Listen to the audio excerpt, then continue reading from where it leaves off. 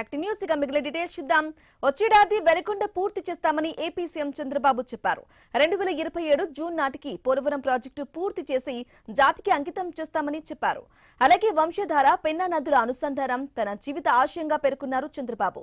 ఎన్టీఆర్ 30వ వర్ధంతి సందర్భంగా టీడీపీ కేంద్ర కార్యాలయంలో ఏర్పాటు చేసిన కార్యక్రమంలో ఈ వ్యాఖ్యలు చేశారు చంద్రబాబు. టీడీపీకి ఎన్టీఆర్ వేసిన ఫౌండేషన్ మామూలుది కాదని అన్నారు. టీడీపీ చెక్కు చెదరది అని అన్నారు. తాను కక్ష తీర్చుకోవడానికి రాజకీయాల్లోకి రాలేదని చెప్పుకొచ్చారు. అమరావతి విషయంలో వైసీపీ నేతలు చేస్తున్న విమర్శలను తిప్పికొట్టారు. పల్నాడులో జరుగుతున్న సంఘటనలపై తీవ్ర హెచ్చరికలు చేశారు చంద్రబాబు. ఇక టీడీపీ కార్యకర్తల త్యాగాలు కష్టార్జితం వల్లే తాను సీఎం అయ్యానని గుర్తు చేసుకున్నారు బాబు. ఎన్టీ రామారావు గారు వేసిన ఫౌండేషన్ మామూలు ఫౌండేషన్ కాదు. ఇది ఎవరైనా తెలుగుదేశం పార్టీ పని అయిపోయిందంటే వాళ్ళ పని అయిపోయింది తప్ప తెలుగుదేశం పార్టీ మాత్రం చెక్కు చెదరలేదు, చెక్కు చెదరదు.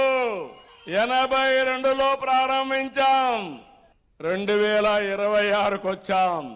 ఇంకో పక్క మీరు చూస్తే ఎన్నో రాజకీయ పార్టీలు ఉన్నాయి, ఎన్నో ప్రాంతీయ పార్టీలు ఉన్నాయి. దేశ రాజకీయాల్లో చక్రం తిప్పిన పార్టీ తెలుగుదేశం పార్టీ. రాబోయే సంవత్సరం వెలుగొండ పూర్తి చేసి ప్రకాశం జిల్లాకు నీళ్లు ఇస్తాం.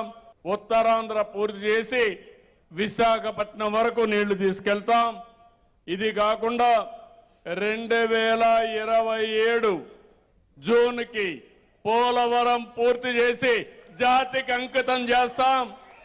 అంతేకాకుండా నదుల అనుసంధానం ద్వారా ప్రతి ఎకరాకు నీళ్లిచ్చి కడాన నా జీవితాశయం శ్రీకాకుళంలో ఉండే వంశధార నుంచి నెల్లూరు జిల్లాలో ఉండే పెన్నా వరకు నదుల అనుసంధానం చేసి ఏ ఒక్క వ్యక్తి నష్టపోకుండా ఆంధ్రప్రదేశ్ రాష్ట్రాన్ని బాగు చేసే బాధ్యత తీసుకుంటామని చెప్పి కూడా నేను మీకు తెలియజేస్తున్నా.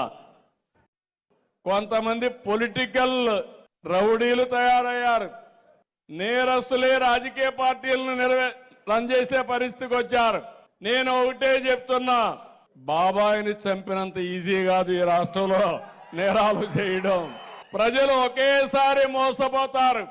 ప్రతిరోజు ఇలాంటి చిల్లర రాజకీయాలు, నేర రాజకీయాలు చేసి ఇక్కడ ఉండేది ఎన్డీఏ ప్రభుత్వం, దీన్ని రన్ చేసేది సిబిఎన్ అని మీరందరూ గుర్తుపెట్టుకోవాలి. ఏదో కక్ష తీర్చుకోవడానికి రాజకీయాల్లోకి నేను రాలేదు.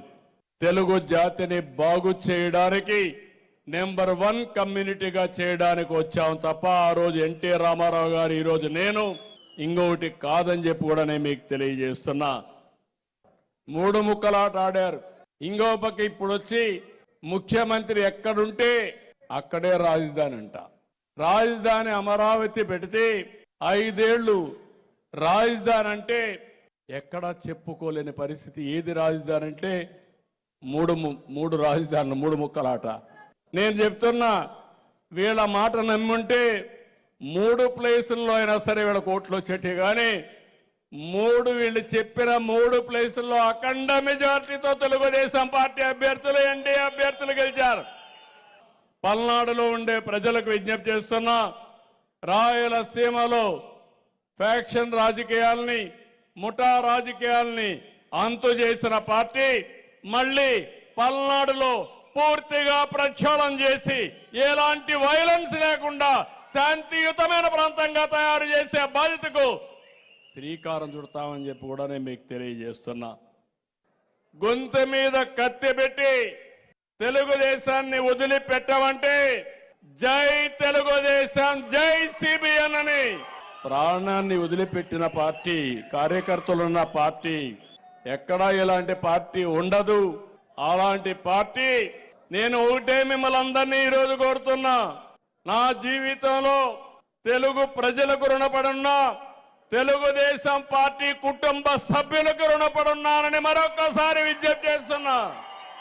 ప్రజలు ఓటేయాలన్నా, ప్రజలు నడిపించాలన్నా కార్యకర్తలే ముందుండాలి. నేను ముఖ్యమంత్రి కావడానికి కారణం తెలుగుదేశం పార్టీ కుటుంబ సభ్యులు, మీ త్యాగాలు, మీ కష్టార్జితం అని చెప్పి కూడా నేను మీకు తెలియజేస్తున్నా. పటాన్చెరు ఎమ్మెల్యే మహిపాల్ రెడ్డి సంచలన